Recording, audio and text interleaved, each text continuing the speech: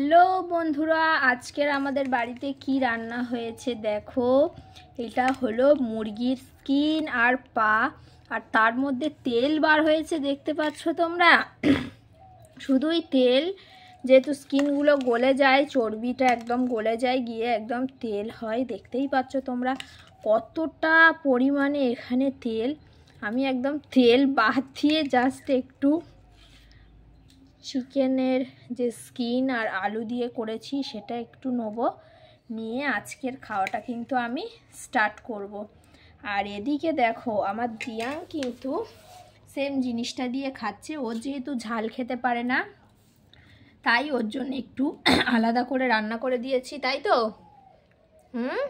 কেমন টেস্ট হয়েছে বলো? ভালো টেস্ট হয়েছে তো?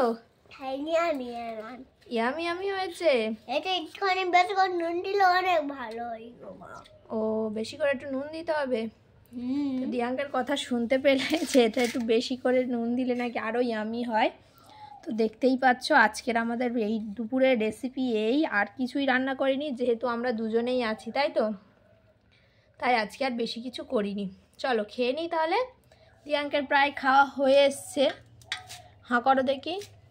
আর যেহেতু স্কিনগুলো তো একটু চিবাতে সময় লাগে, তাই ওর একটু বেশি সময় লাগছে। এমনিতে ভাত খেতে একটু বেশি সময় লাগে। দেখো এর মধ্যে মুখ ঘোরানো শুরু করে দিয়েছে। দেখেছ? তো ঠিক আছে বন্ধুরা, তোমরা দুপুরে কি কি খাচ্ছ অবশ্যই কিন্তু কমেন্ট করে জানাবে। আর লাইক, শেয়ার অ্যান্ড কি করবে?